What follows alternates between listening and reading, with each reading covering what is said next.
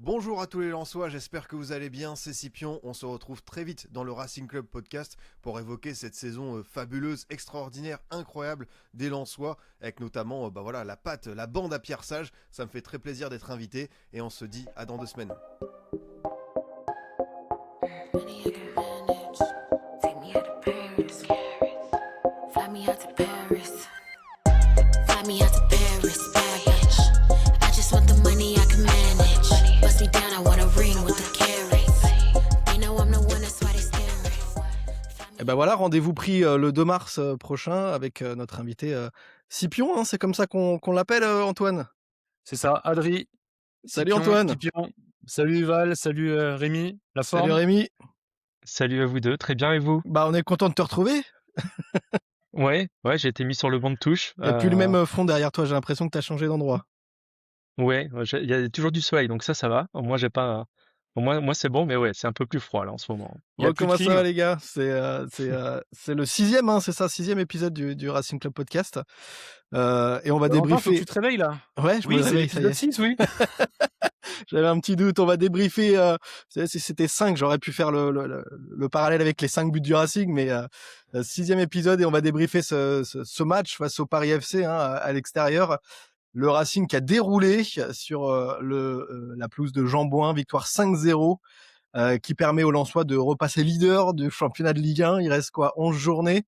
Bon, ça commence à arriver petit à petit, mais on va finir par y croire à cette histoire. On va en parler tout à l'heure au cours de l'émission.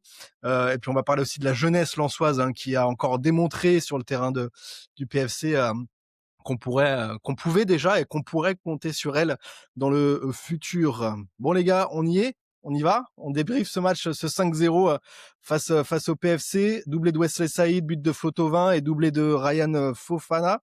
Le sentiment que j'ai eu moi au coup de sifflet final, peut-être du fait qu'il y a eu 2 buts dans les arrêts de jeu, je sais pas ce que vous en pensez, c'est que le Racing a quand même déroulé, hein, samedi soir sur le terrain de Jean-Bouin. C'est le sentiment que tu as eu aussi, Rémi? Ouais, je pense qu'il y a eu peut-être 15 minutes de match où Paris a existé un petit peu, eu quelques possibilités et après le premier but, ça a vite tourné dans un sens et c'était un sens unique après derrière. Ouais, t'as le même sentiment, Antoine. Il y a eu peut-être match dans le premier quart d'heure et puis derrière, Ouais. les Lensois ont été un petit peu seuls sur le terrain de Jean-Bouin, quoi. Ouais, c'est après, ça a déroulé, dérouillé, défouraillé, tout ce que tu veux. Ça m'a fait penser un peu à. On en avait parlé, même si le score n'avait pas été aussi ample, le match contre Le Havre où tu avais l'impression que ouais, si le match avait pu durer 75 minutes, alors que Le Havre était encore dans le coup, mais tu sentais qu'ils étaient tellement fatigués par les coups de boutoir. Et là, le Paris FC, ils étaient fatigués par les coups de boutoir et fatigués par le script du match. Et ouais, tu as senti que vraiment pour eux, c'était un sacerdoce, quoi. C'était un supplice, un chemin de croix, tout ce que tu veux. C'est Paris fessé, quoi. Ouais, Paris Fessé, c'est le titre de ce 6e épisode. Je pense que vous avez capté le jeu de mots. Ce qu'on peut dire, c'est le sentiment que j'ai en tout cas, c'est que moi j'ai écrit, quand je prends des notes, hein, pendant les matchs pour évidemment être au top dans le grand Racing Club professionnel que tu es. Podcast, bah évidemment. J'ai noté transition fatale. On a l'impression qu'ils se sont fait transpercer par les transitions du Racing. Je sais pas si vous avez le même sentiment, je sais pas qui veut prendre la parole, mais on a l'impression que les transitions vraiment ont transpercé la défense du PFC. Ouais, c'est ça, parce que moi aussi en grand professionnel, j'ai regardé 2 minutes avant l'émission les stats, histoire de. Et oui, assez étonnant, c'est que Paris a eu la possession quand Ouais. même du ballon. Et ils en ont rien fait, tout simplement. Ils sont quasiment pas venus dans notre surface.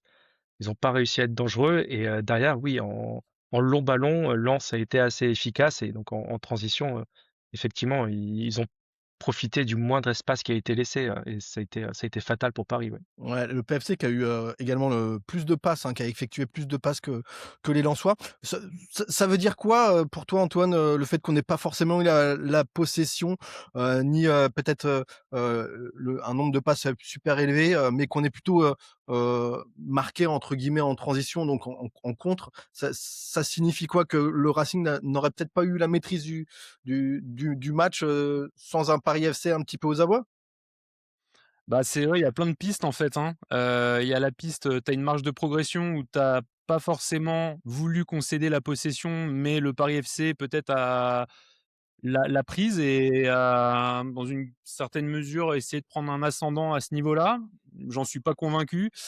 Tu as l'hypothèse comme quoi tu arrives à un niveau de maturité tel qu'en fait, tu arrives à être, dominant, sans avoir la domination, Ouais. dans la possession. C'est vrai qu'il y a des phases de jeu qui sont quand même absolument incroyables, des dédoublements de passes où en fait tu récupères les ballons dans le milieu dans le cœur du jeu sans que tu sois forcément dans une position pour mettre en danger l'adversaire, mais en deux trois redoublements, j'ai en mémoire, des passes entre Thauvin, entre Thomasson et Saoud Abdoulhamid, où tout de suite en fait on arrive à complètement, décaler et à créer du danger par des jeux en 1, 2, 3. C'est vrai que c'est impressionnant cette capacité, cette maturité, cette tout tactiquement, dans la présence physique. Enfin, j'ai l'impression que là, on commence à arriver à un stade d'équilibre sur tous les aspects du jeu, dans lesquels on arrive à être dominant et ce qui, de manière assez, paradoxale, fait qu'on arrive à transpercer l'adversaire et à vraiment rouler sur l'adversaire sans être dominant dans la Ouais. possession et c'est vrai que c'est quelque chose Après d'assez remarquable. je sais pas ce que vous en pensez, mais la possession, quand tu as la possession, ça veut pas forcément dire que tu en fais quelque chose, hein, finalement, du Bien ballon. sûr, Une équipe peut aussi, décider de laisser force la possession à l'adversaire, mais si l'adversaire finalement n'en fait pas grand-chose, c'est pas une stat qui a vraiment une importance, considérable, sur ce genre de match. C'est surtout quand tu vois, finalement que, le PSC a finalement eu, une espèce d'apathie. Je sais pas si vous avez ce sentiment-là, que ce soit, en défense, notamment au milieu de terrain ou en défense, il se faisait transpercer et puis alors, sur les 5 buts, il y a une espèce d'apathie défensive. On a l'impression que les Lensois pouvaient faire ce qu'ils voulaient dans la surface. Je sais pas Rémi si tu as cette sensation-là, mais, on a vraiment l'impression que la défense du PFC, elle était pas là, quoi. Oui, le but de Saïd, hein, on le voit, il a même s'il va vite sur le deuxième but, son Ouais, contrôle et tir, c'est surtout avant sur Abdoulhamid. Il ouais, a tout le il temps qu'il faut remonte, pour faire son centre. Il fait, 2-3 faux passements de jambes. Je sais même pas ce qu'il fait, si c'est des piétinements ou des passements de jambes, mais le défenseur lui laisse tout le temps nécessaire pour centrer et ajuster à Saïd.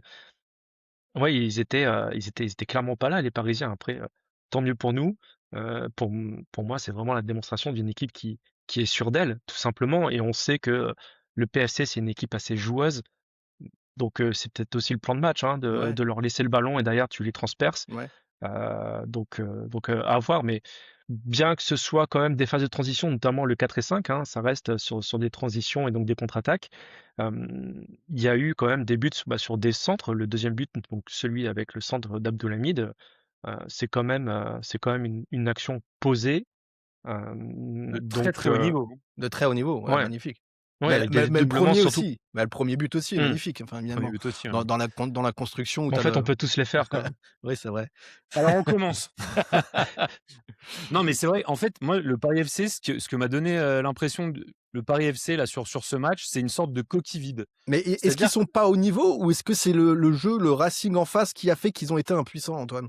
bah, c'est un peu les 2. Moi, j'ai l'impression que le Paris FC, ils sont dans une phase où, quand bien même, leurs dirigeants ont dit: «On nous prendra pas pour des pigeons», j'ai quand même un peu de mal à comprendre le cheminement de leur mercato depuis l'été dernier où ils recrutent, ils ont un gardien à l'époque qui était international espoir, Cambadio?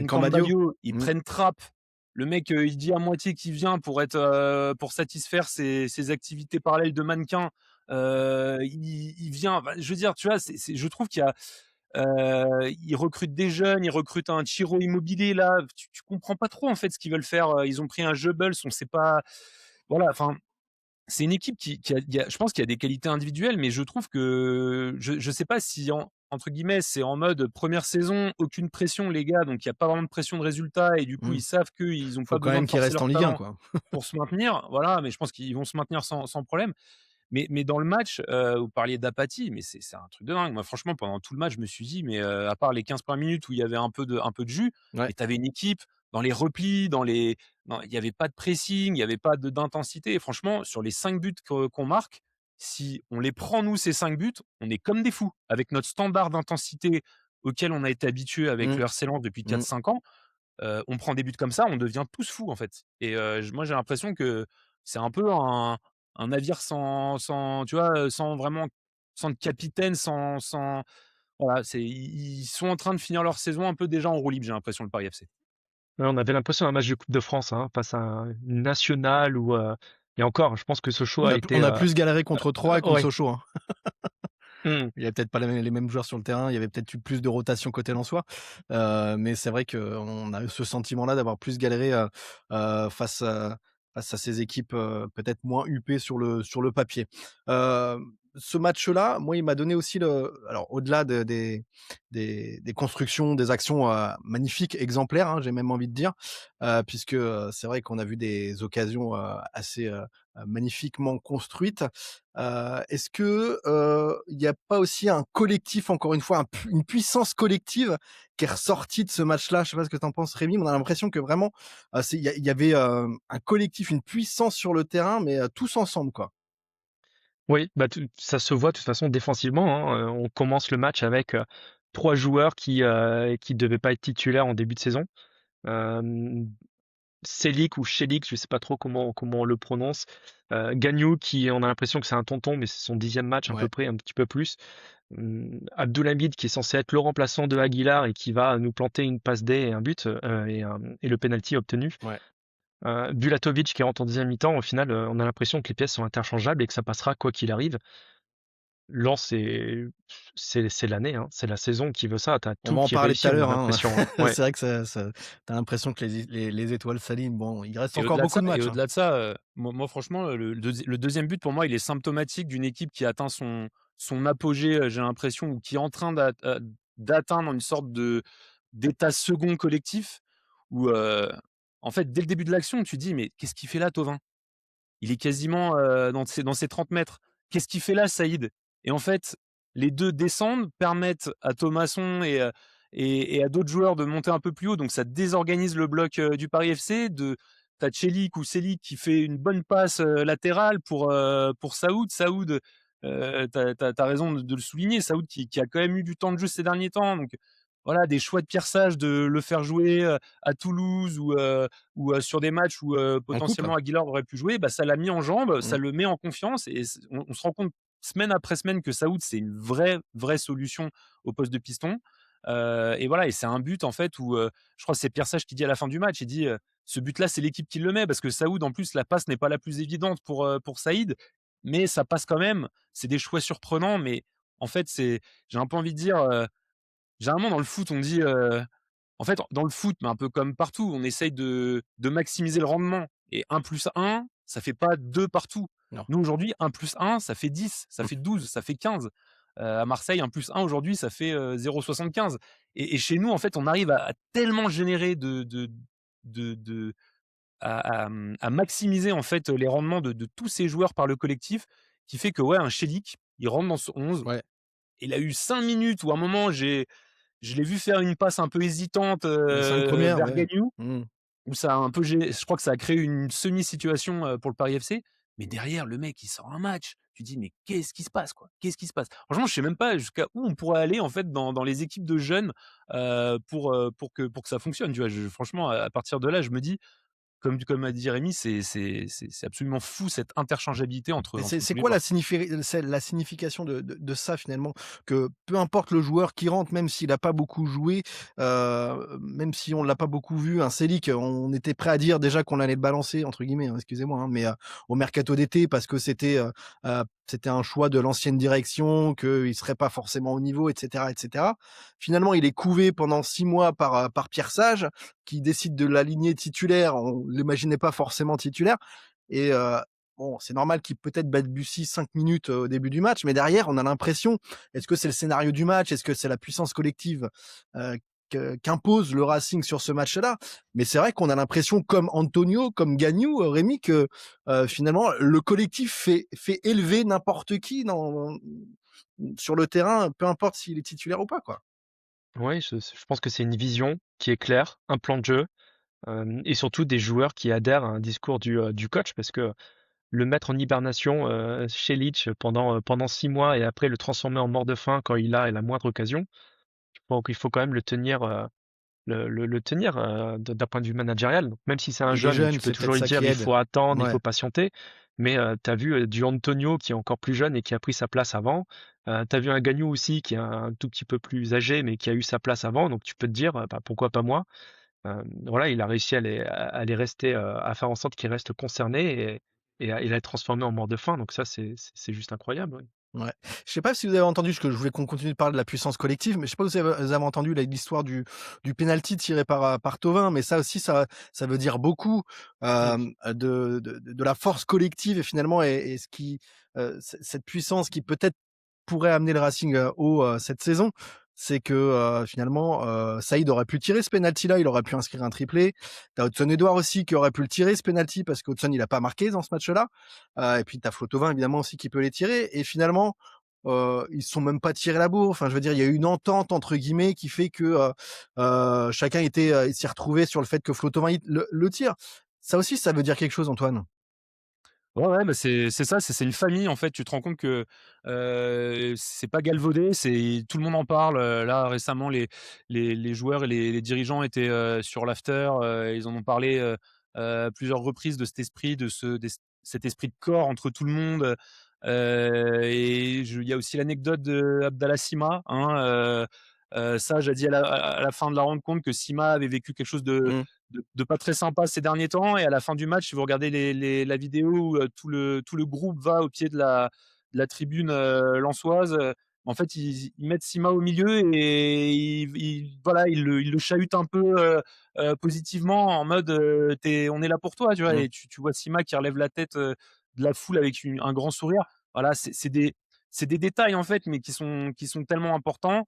Cette équipe, peut-être que Sima, il vit 6 mois compliqués d'un point de vue perso. On n'en a aucune idée, nous. Ouais. Nous, on est là juste avec nos yeux de supporters à Mmh. dire ouais, Sima, c'est compliqué. Mais peut-être que Sima, c'est compliqué au-delà du football et que justement, tout le monde est là pour tenir la bourre à tout le monde. Ouais. Et que justement, cet esprit de famille, cet esprit tout le monde veut se battre pour son coéquipier, fait que, à la fin, quand faut dire à un tel: «Tire le penalty» ou «Ne le tire pas», heu bah, vas-y, lance le cri de guerre, le lance pas. Bref, il y a pas de concurrence malsaine, et c'est ce qui fait que tout ce groupe, en fait, bah, est capable de déplacer les montagnes et faire ce qu'ils sont en train de faire depuis le début de saison. Ouais, et surtout tirer dans la même direction parce qu'il y a ce Saint-Maximin qui a une réputation d'être un joueur qui peut être un peu, égoïste, qui veut pas faire la dernière passe.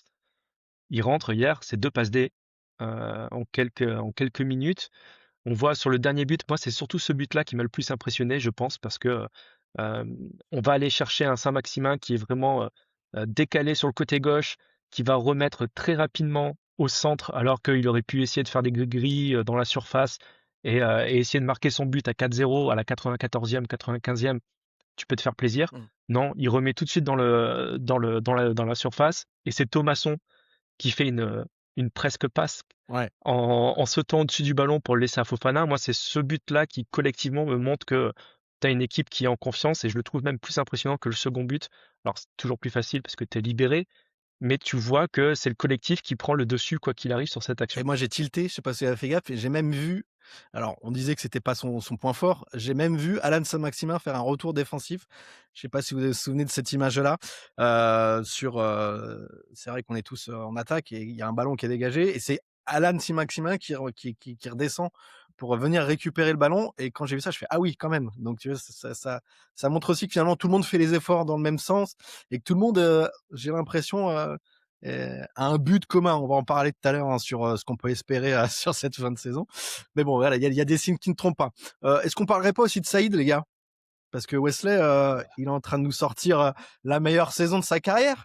Alors Ah, si c'est un ça, truc c'est de pas fou. aussi des étoiles qui s'alignent, c'est-à-dire que Wesley qui est une pépite depuis très longtemps, tout le monde s'accorde à dire que c'est un type qui aura dû faire une meilleure carrière entre guillemets que celle qu'il fait aujourd'hui à l'apogée de ses 30 ans. Mais finalement, le fait qu'il réussisse la meilleure saison de sa carrière et qu'il passe la barre des 10 buts, l'année où le Racing a l'impression que tout va dans son sens, qu'est-ce que ça veut dire, Antoine? Bah, ouais, et puis en plus, moi je trouve ça génial, c'est que en fait, tu viens juste d'avoir, Saint-Maximin qui s'est accaparé beaucoup de l'attention Ouais. médiatique ces dernières semaines. Et non, on avait On commencé à parlait lire déjà, on là, parlait déjà directement. qu'il serait titulaire à la place de Wesley, Voilà, et cetera. il y a ça, et puis certains qui ont commencé déjà à dire, «Ah ça y est, voilà, Saint-Maximin va l'éteindre, la flamme va mais eh bah, pas du tout en fait, pas du tout. Déjà la semaine dernière, on disait qu'on avait noté des signaux faibles de la joie de Saïd sur notamment le but de Saint-Maximin et là, bah, voilà, bah, Saïd tout simplement de toute façon, Saïd, il fait partie du entre guillemets «du conseil des sages», il fait partie des cadres, des leaders de ce vestiaire. C'est un leader technique, c'est un super joueur, c'est pas un joueur qui prend la foudre, qui est pas aussi, qui est pas aussi électrique qu'un Saint-Maximin, contrôle de balle, mais on n'en a pas des joueurs comme ça, en fait. Saint-Maximin, il apporte justement cette diversité. J'ai vu un graphe là passer, fait par Datascout qui montrait, justement les pointes de vitesse de certains joueurs, et nous, nos offensifs, ils sont à peu près dans la même zone. Thauvin, Edouard, Mmh. Saïd, ça se déplace à peu près je pense dans les mêmes, dans les mêmes, fréquences de vitesse et là, Saint-Maximin, il apporte quelque chose d'autre et Saïd, sa force à lui, c'est ça, c'est quand tu es dans le dernier tiers, tu es létal et là, il nous fait un match, qui m'a fait penser un peu au match à Monaco où en gros, il a 2 occasions et il met, 2 golassos, Ouais. incroyables et voilà et c'est génial parce que Wesley Saïd, bah, c'est un taulier, quoi, c'est un taulier. Les 2, il les place magnifiquement en plus, hein. Le petit Ah ouais et filet, le sur le deuxième, mais premier, c'est une merveille, quoi. le Le deuxième, deuxième, ouais, c'est exceptionnel. toute l'action Et est ça aurait pu magnifique. faire 3, hein, parce qu'il fait le poteau aussi en première Ouais, mi-temps. Il fait ouais, le poteau. exactement. Elle était pas évidente celle-là et quand j'ai revu le ralenti, je me dis que physiquement ça doit être solide parce que sa jambe elle prend le poids à la retombée qui est vraiment tu sens que c'est quand même un choc assez important. Moi je sais que je me relèverai pas hein, à sa place Ouais, et quand on connaît la fragilité du joueur ces précédentes années, mais tu dis qu'il est là. justement, le fait qu'il se soit pas encore blessé cette saison, on croise les doigts et j'espère qu'on va pas lui porter le mauvais œil. Mais finalement, ça aussi, c'est un signe supplémentaire du fait qu'il peut avoir une saison «complète» entre guillemets pour peut-être s'exprimer, plus longtemps, peut-être, avec moins de peut-être dans la tête, les saisons précédentes, il se disait: «Je vais peut-être moins faire d'efforts, je vais peut-être moins me projeter parce que j'ai peur de me blesser». Peut-être qu'il est plus libéré aussi cette saison, je sais pas ce que vous en pensez? Ouais, certainement. Bah, la saison dernière, clairement, ça semblait pas être, la panacée dans le vestiaire avec la relation avec le coach et les frères, les frères Steele, Mmh, en gros, quoi. Donc forcément, est-ce qu'il a pas un moment, blessé aussi parce que moins de motivation, blessure parce que, moins de motivation, voilà, l'année dernière, il rentrait dans sa dernière année de contrat aussi, donc il approchait sa dernière année de contrat. Là, il est dans sa dernière année de contrat, mais mmh, je pense que clairement, il peut être très serein sur son avenir, que ce soit chez nous ou ailleurs. mmh. Donc tout ça fait que voilà, il est tourné vers un objectif, il a tous les ingrédients, dans son assiette pour faire à chaque fois des super matchs et ça tourne super bien et puis il est très bien entouré. Enfin on n'oublions pas que, il joue aux côtés, d'un Hudson Edouard qui est quand même un joueur de niveau de classe européenne Mmh. et de Florian Thauvin qui est un joueur de classe internationale, Ouais, européenne internationale. Derrière lui, il y a aussi Sangaré, il y a aussi Udol, il est quand même très, très bien entouré. Je pense que Saïd, c'est un joueur qui peut être un joueur clutch et qui peut faire débloquer des matchs, mais qui aussi a besoin d'être très bien entouré et là, en l'occurrence, c'est une combinaison des 2. C'est un joueur on qui parlait sait d'amour être la semaine dernière, mais voilà, d'amour, affectif, mais ouais, d'amour technique aussi. ouais. Il est entouré, il y a que de l'amour technique dans cette équipe et ça se voit qu'il se régale d'autant plus. Ouais, Et, vas-y, tu voulais rajouter et un truc, qu'est-ce Thierry? que non justement rebondir là-dessus sur Saïd, on sait qu'il est en fin de contrat. Ouais. Vous faites quoi, vous, s'il arrive Hein. et il demande, voilà, je veux une augmentation de X, sachant que ce salaire, tu pourrais le mettre sur un autre joueur ou alors sur deux joueurs potentiellement avec des jeunes ou autres. C'est dur, hein. Ouais, vous C'est faites dur quoi comme à ce question. Bah, moment-là? disons que je pense que quoi qu'il arrive, il me semble que ça a été, d'ailleurs les discours, hein, qu'on a pu entendre que, il y a des caps à pas passer. Quoi qu'il arrive, il pourra pas demander ce qu'il veut et on lui accordera pas, ce qu'il veut si ça dépasse du «cadre» entre guillemets, de ce qui a été décidé maintenant, depuis plusieurs mois, quand il y a eu la restructuration au sein du club. Donc, tout dépend de ce qu'il demande, tout dépend de l'avenir aussi que tu veux pour ton club, parce que Saïd finalement, il a quand même passé la barre des 30, il va avoir 31, 32. Ça dépend de ce que tu vas en faire. Est-ce que c'est entre guillemets «la bonne chose» de le re-signer sur un contrat longue durée, sachant que tu sais pas finalement s'il est pas dans sa meilleure année, que finalement s'il est reblessé l'année prochaine, si ça roule un peu moins bien, bah tu vas signer un contrat assez long. Donc voilà, moi honnêtement, je me poserais vraiment la question, mais j'ai pas la réponse. Ouais, non, mais dans la même veine, hein, je pense que ça va se jouer autour des prétentions de Wesley Saïd pour prolonger son contrat.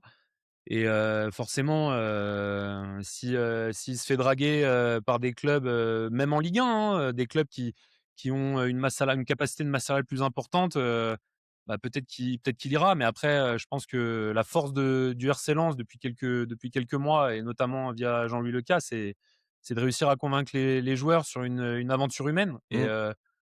des fois, on disait: «Ouais, vous êtes romantique, de croire que, des joueurs peuvent signer à Lens pour moins que, ce qu'ils toucheraient ailleurs». Bah, on a quand même plusieurs exemples, de recrues là ces derniers mois, de joueurs qui ont accepté des conditions un peu en deçà parce que, c'est le bien-être au travail, quoi. Donc voilà, c'est intéressant. Moi, d'un point de vue très personnel, je suis tellement attaché à ce joueur, bah, pour plein de raisons. J'aime le style, j'aime Mmh. la mentalité. Je pense que lui aussi est très bien dans le Pas-de-Calais et voilà. Et je pense que c'est un joueur cadre et j'aime à croire qu'il fait partie de ces joueurs qui peuvent contribuer à bien accueillir les nouveaux et à bien leur expliquer comment fonctionne l'environnement. Parce que voilà, on arrive quand même au bout d'un cycle avec certains, hein, donc il faut quand même, je pense, maintenir un «conseil des sages» entre guillemets conséquent pour gérer les transitions d'effectifs qu'il va y avoir dans les Ouais, bien prochaines sûr. années, quoi. Ouais, tout à fait.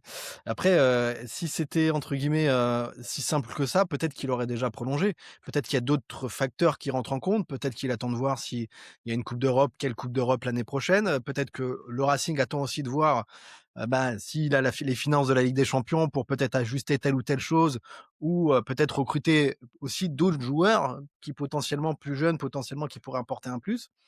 Je pense qu'il y a encore, trop d'inconnus entre guillemets qui fait qu'aujourd'hui c'est pas encore, réglé cette Et histoire-là. et de ce qui se dit, autant le club que les joueurs, hein, parce qu'il y a plusieurs joueurs dans ce cas-là, prennent leur temps. Donc c'est Ouais, qu'en fait, aujourd'hui, on se on pense à concentre sur le Thomasson également. sportif.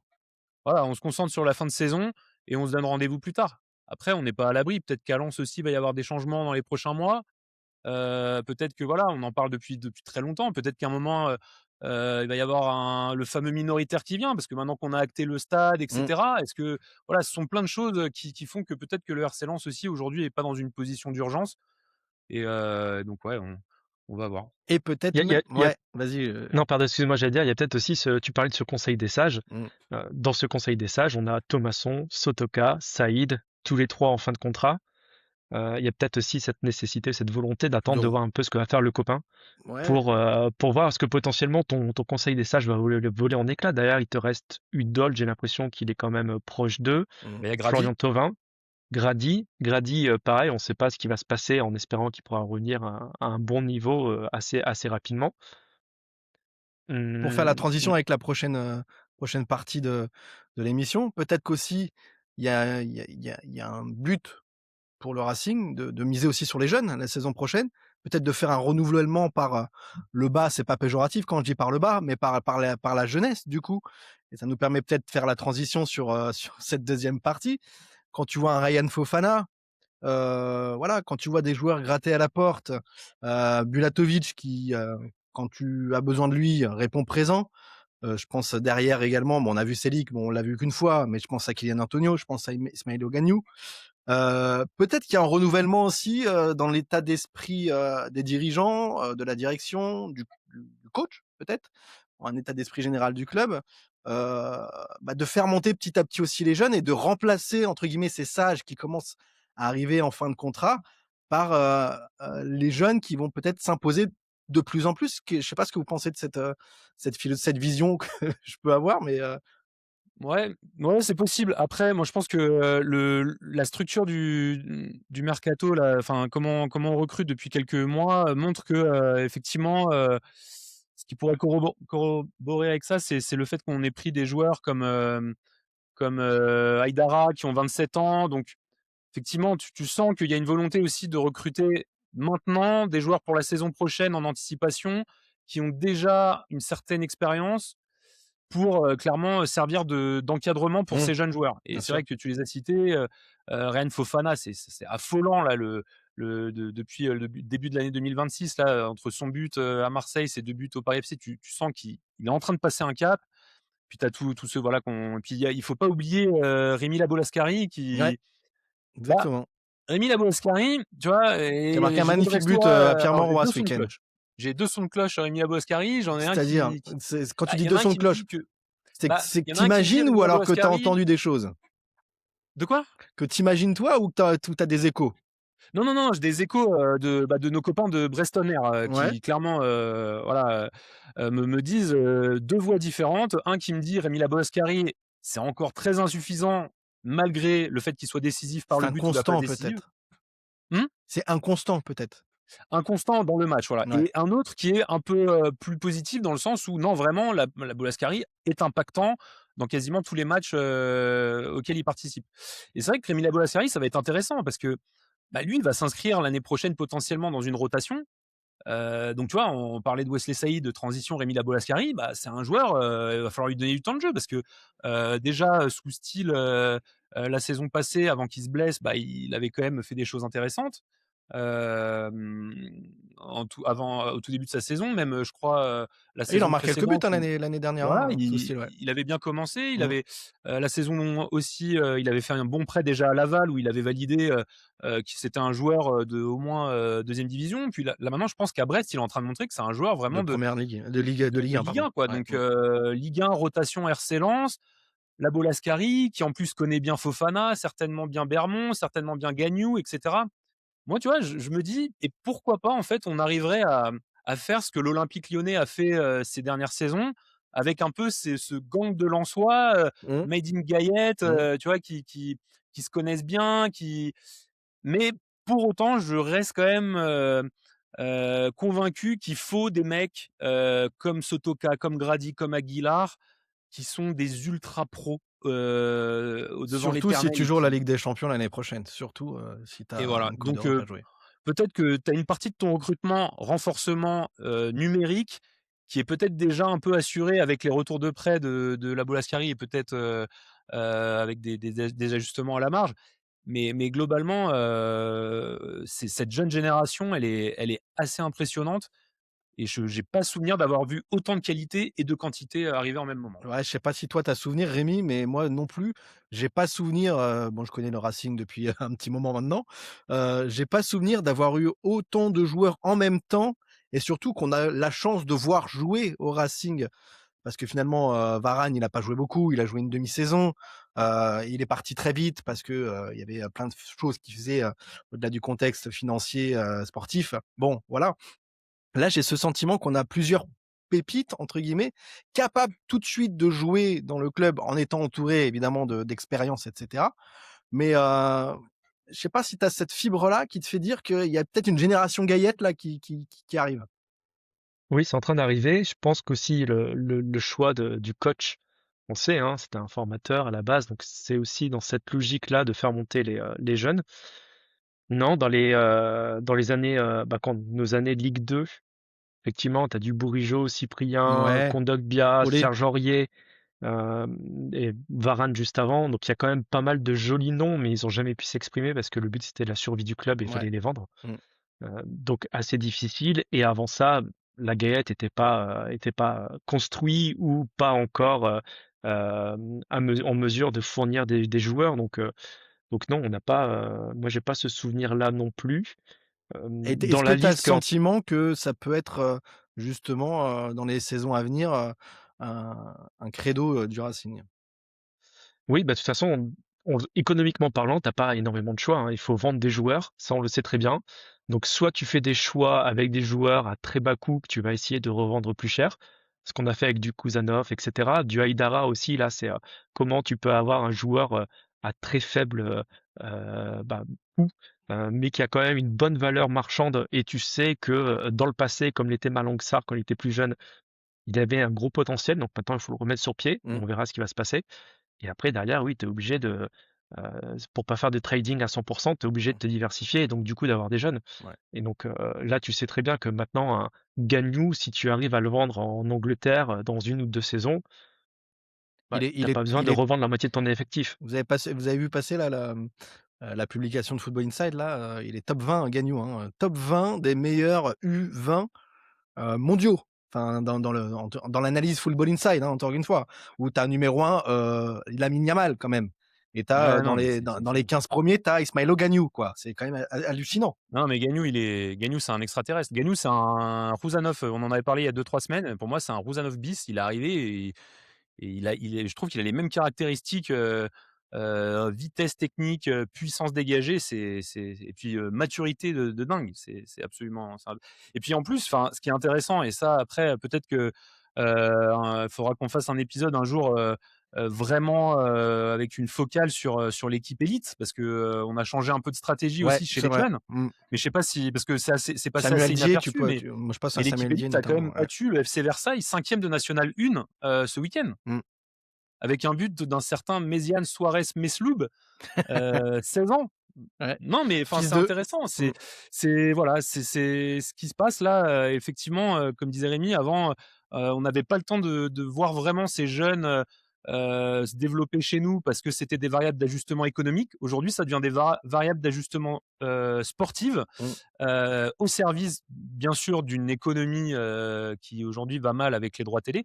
Mais c'est vrai que ces Golden Boys là nous font bien kiffer là depuis quelques mois. Lesquels tu vois, potentiellement titulaires l'année prochaine dans l'équipe, Rémi, sur ces joueurs-là? On peut partir sur le fait que Gagnou potentiellement, je souhaite pas du mal à Djou Gradit, mais malheureusement, je crois qu'il a pris la place là, Gagnou, dans la place de Djou Gradit l'année prochaine. Mais par exemple, je sais pas, un Bulatovic, si Thomasson ça était amené à pas prolonger, est-ce que tu le verrais peut-être, potentiellement titulaire la saison prochaine? Ou pourquoi pas si un Saïd s'en va, un Ryan Fofana? Sauf catastrophe industrielle, l'année prochaine, il y a 3 compétitions à jouer. Automatiquement, il va y avoir, une rotation qui sera effectuée et donc du coup du temps de jeu supplémentaire à allouer. Donc oui, un Bulatovic, il pointe son nez et si Sangaré, ça commence à faire beaucoup de conditionnels, mais si Sangaré s'en va, automatiquement, il y a une place qui sera beaucoup plus, importante pour lui, sous réserve que Thomasson ne parte pas, Mmh. auquel cas, là, il y a une place qui se libère, totalement. Tout va dépendre du recrutement qui sera fait, mais oui, j'ai l'impression, et ça a été le discours du coach depuis de nombreux mois, on va pas barrer l'évolution de certains joueurs en recrutant des personnes extérieures s'ils ont les capacités de pouvoir s'imposer au club. Donc, ouais, côté défense, moi, un Kylian Antonio, j'aimerais bien le voir un peu plus. Le Gagnou, forcément, oui, encore une fois, hein, il nous a sorti un match de tonton alors qu'il est tout jeune. Ouais. On va voir s'il est encore là, mais l'année prochaine, je l'espère. Et ce que nous a partagé lors du précédent épisode Florent Tognuti, c'est Souleymane Sagnan à Ouais. Caen. Mmh. Retour de près aussi, c'est quelqu'un qui fait pas beaucoup de bruit parce que Caen est en national, mais j'aimerais bien voir ce que ça donne. Alors peut-être qu'il y a une étape Ligue 2 entre-temps, mais voilà, ouais, ça commence à faire beaucoup de joueurs, ça, hein.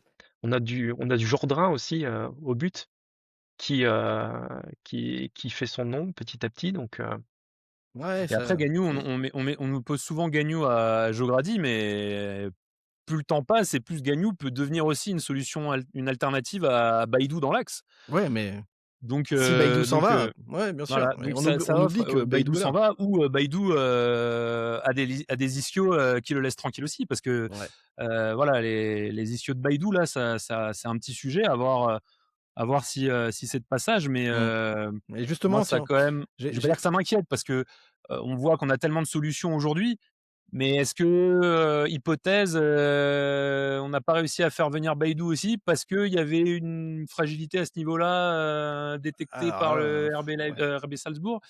Bon, voilà, Là, tu on pars rentre dans dans des dans des non, mais suppositions, ce que je veux dire, c'est je pose une hypothèse, ouais, chacun en fait ce qu'il ouais, voudra. ouais. Mmh. Mais en tout cas, Presque Baïdou, complotiste. Baïdou, voilà, je suis complotiste, jusqu'au bout. Mais en tout cas, je pense que pour Grady, l'émergence de Baïdou, c'est forcément une menace, mais voilà, Gagnou, ça peut être aussi Mmh. une vraie alternative sur d'autres postes. Sachant que l'année prochaine, je pense pas que Saoud Abdoulhamid, sera conservé ou enfin, à voir les conditions. Mmh. Mais il y aura aussi un poste de piston à doubler, Ouais, et Antonio peut jouer aussi piston, donc ouais. Donc il y a aussi peut-être à ce niveau-là un, un, Alternative, quoi. Ouais. un poste à Ouais. combler dans l'effectif. On parlait de défense justement là pour faire la transition avec ce qu'on peut imaginer, ce qu'on peut espérer sur la fin de saison je vais faire la transition en parlant du match de Monaco et en parlant de la défense justement. On a vu Nidal Selic faire plutôt un bon match sur ce terrain de Jambouin. Est-ce que vous le remettez titulaire dans la même configuration samedi au Stade Bollaert face à Monaco qui sur le papier est un cran au-dessus du PFC? Ou est-ce qu'avec le retour du Ruben Aguilar, on met du Ruben Aguilar à la place de Cilic? Qui c'est qui veut répondre? Est-ce qu'on refait confiance à Cilic après son match face au PFC là? Je pense que ça va dépendre de son comportement à l'entraînement en semaine. À mon avis, Sage fait son équipe en fonction de ça, mais de ce qu'il a montré sur le terrain samedi, aucune raison de pas lui redonner sa chance. Puis Antoine? il a quand même dit en fin de match qu'il avait justement voulu le lancer pour créer rapidement des automatismes. Donc il semblait dire sans le dire que jusqu'au retour de Baidou qui est prévu Début mars? dans 2 matchs, je crois, Ouais. donc pas Monaco ni Strasbourg, mais celui d'après, Mmh. théoriquement, Selic aurait sa chance. Après, s'il passe complètement à côté contre Monaco, il y aura peut-être un ajustement à faire. Mais moi, je pense que ouais, Selic va être reconduit et voilà. Et donc, bon, il y On a a pas gagné de. un joueur supplémentaire, a dit Pierre Sage à la fin du match. Bon. C'était la citation, ouais, et ça prouve beaucoup de choses et ça prouve aussi que Selic, il a su saisir sa chance, que, comme on disait tout à l'heure, le terreau étant très fertile à la Gaillette en ce moment, ces jeunes pousses bah, Ont des ailes qui prennent poussent. bien, prennent bien. Justement, on va enchaîner. Il y a ce match face à Monaco qui arrive là au Stade Bollaert samedi.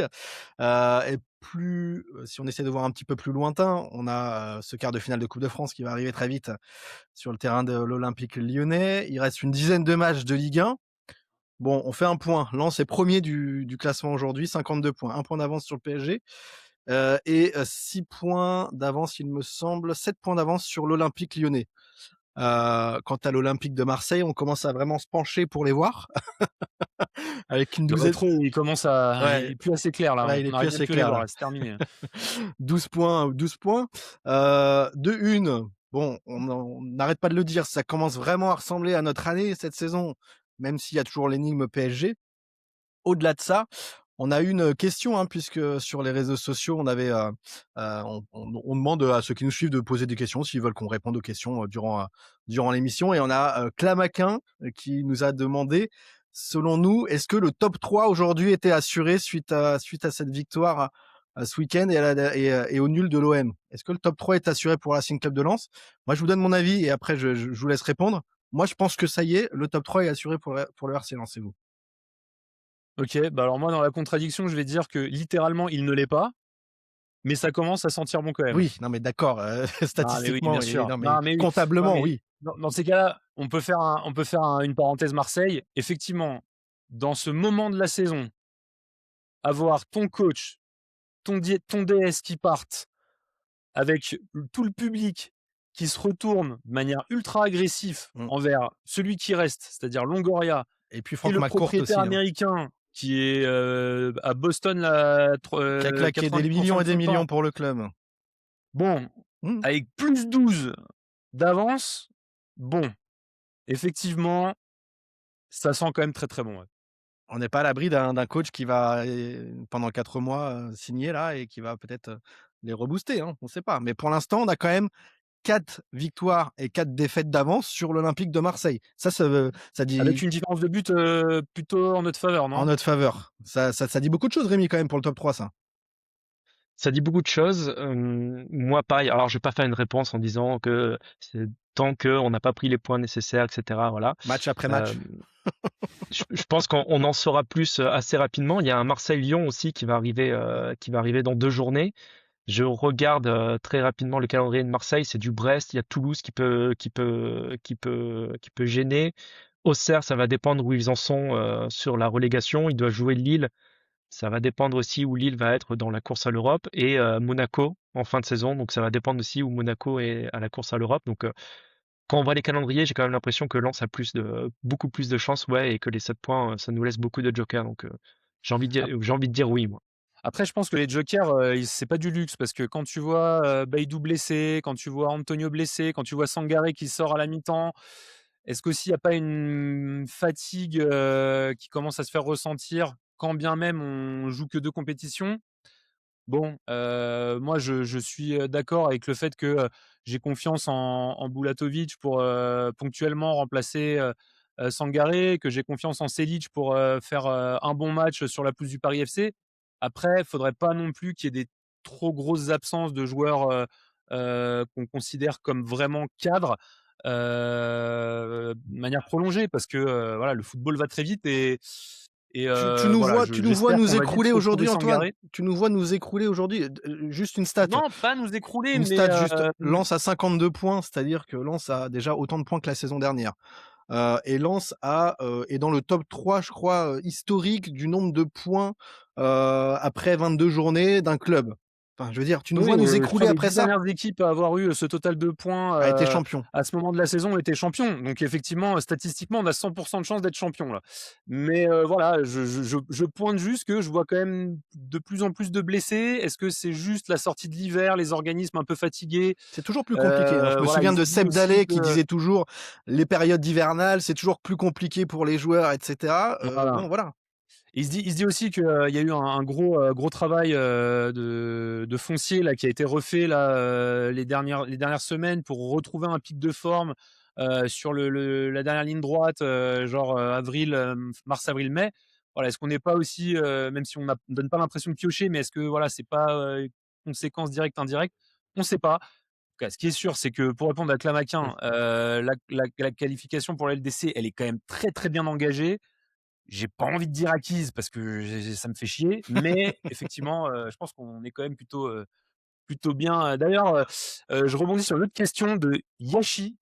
Ouais. Alors lui, il est un peu gourmand, mais d'une autre manière, lui, il se projette déjà sur la saison prochaine, Ah oui. si on est en Coupe d'Europe. Mmh. Est-ce que le Racing Club Podcast fera des émissions après les matchs de Coupe d'Europe, messieurs? Ça, c'est surtout pour vous, les gars. Pourquoi surtout? Tu là aussi, hein? Attends. Est-ce qu'on fera des émissions l'année prochaine? Ben, on verra bien. Match après match, comme on dit, hein? Voilà. L'important, c'est les 3 points et puis on verra ce que l'avenir nous réserve.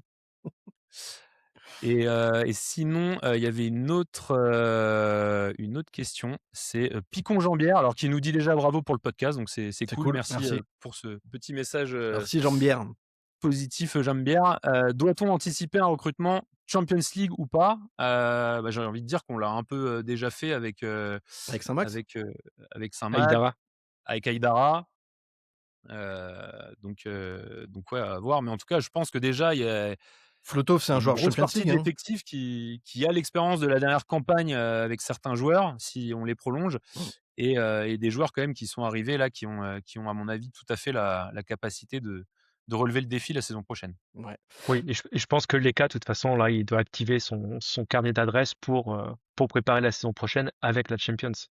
Je pense que là, vu comment ça se dessine, encore une fois, je n'ose pas du tout imaginer le Racing s'écrouler.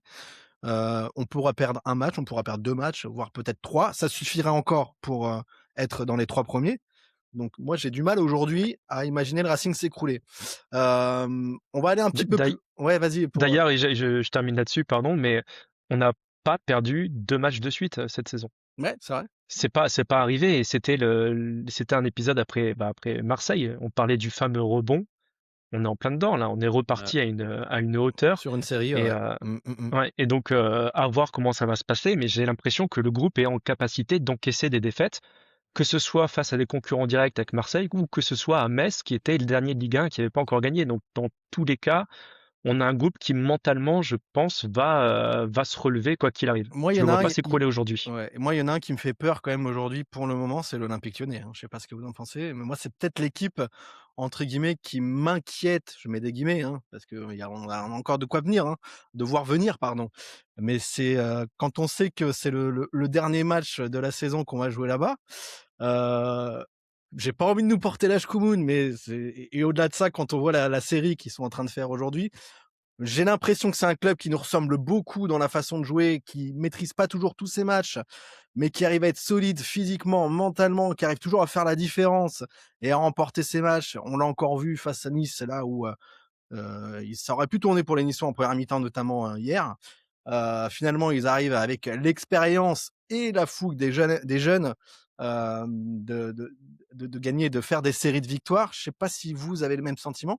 Moi, c'est l'équipe peut-être qui m'inquiéterait le plus aujourd'hui, c'est l'Olympique Lyonnais. Je crois qu'Antoine et Rémi, vous êtes un petit peu sur la même ligne. Ouais, mais encore une fois, qu'on finisse 2 ou 3, moi je m'en fous en Ouais, fait. je suis d'accord. À la rigueur, tu vois, si on finit pas 1, 2 ou 3, je m'en fous. Donc c'est vrai que Lyon est à 7 points, ils sont dans une grosse dynamique. Après voilà, ils vont pas non plus gagner tous leurs matchs jusqu'à la fin de la saison. Ils ont la Coupe Donc d'Europe encore. ils ont la coupe d'Europe, ils ont un banc qui est quand même pas non plus extrêmement fourni. Ah, ils sont pas à l'abri d'une petite rechute, donc ça serait bien qu'elle intervienne, assez rapidement, que par exemple on leur mette un vrai coup derrière la tête, en coupe de France et que mais c'est plus effectivement moi aujourd'hui, si je devais, me choisir une ligne de flottaison, ça serait celle de Marseille et bon pour l'instant le niveau reste stable. La neige ne fond pas aussi vite que Younes, l'avait pressenti il y a quelques semaines, donc On à ce niveau-là, je suis plutôt tranquille. on fait coucou à Younes, ouais. Ouais, Rémi, pareil, c'est pas une équipe qui t'inquiète plus que ça, l'OL, pour l'instant, ou quand même Forcément, 12-13 victoires de suite, c'est ça, je crois que c'est même côté 14. Il me lyonnais, semble que c'est 14, ouais. 14. Oui, tu te dis, ils arrivent en boulet de canon, ils lâchent rien non plus, eux.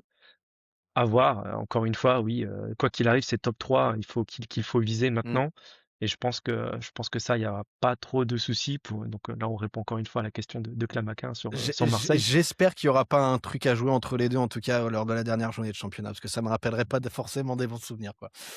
Il y a un monde où tu peux jouer, quelque chose entre Lyon et Marseille et entre Lyon et Lens et voire même imaginons le scénario le plus fou, Lyon, Lens et même Paris à distance Pour le titre? pour le Pourquoi pas? titre. Mmh. Ouais, ouais. Justement pour clôturer ce 6e numéro, on a vu Hudson-Edouard invité de Ligue 1+ hier soir, on est en bonne posture, on ne se cachera pas, c'est ce qu'il a dit, quand on lui a parlé de jouer le titre face au Paris Saint-Germain.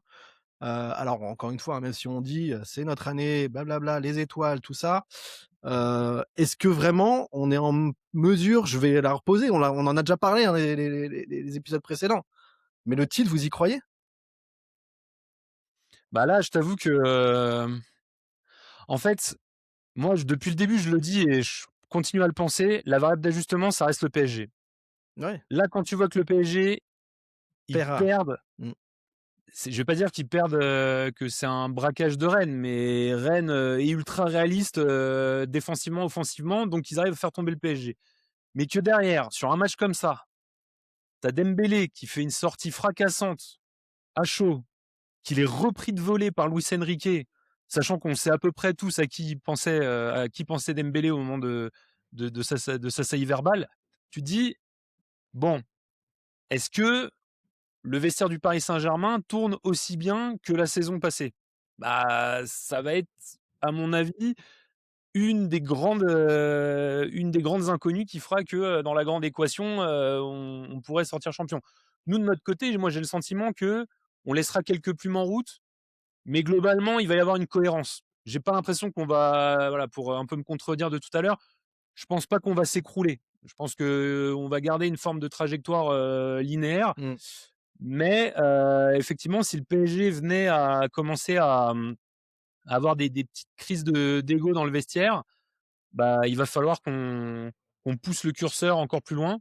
J'ai vu un tweet là, aujourd'hui, assez intéressant. Le PSG perd globalement une Ligue 1 tous les 4-5 ans depuis que QSI est là. 2012 Montpellier, 2017 Monaco, 2021 le LOSC. 2026. Vous en faites ce que vous voulez. Vous en faites ce que vous voulez les gars. On a vu dans l'équipe, on a vu dans les médias, Gervais Martel dire: «Pierre Sage me fait penser aux Druides». On a vu, les anciens de 98 dire: «Ça ressemble à notre équipe quand on a été champion de France». Tu penses quoi toi, Rémi?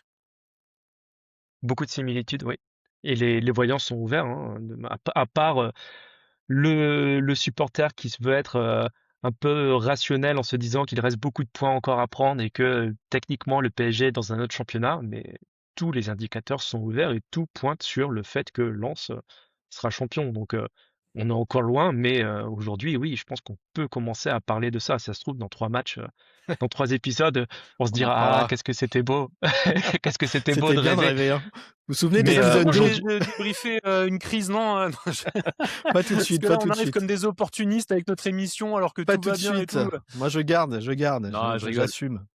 Bon, eh ben, on verra la suite, les gars. La Mais suite, ce en sera tout face à Monaco, cas, hein. ouais, bah déjà, on verra le match de Monaco. Je sais pas si Mm. vous voulez en parler un petit peu.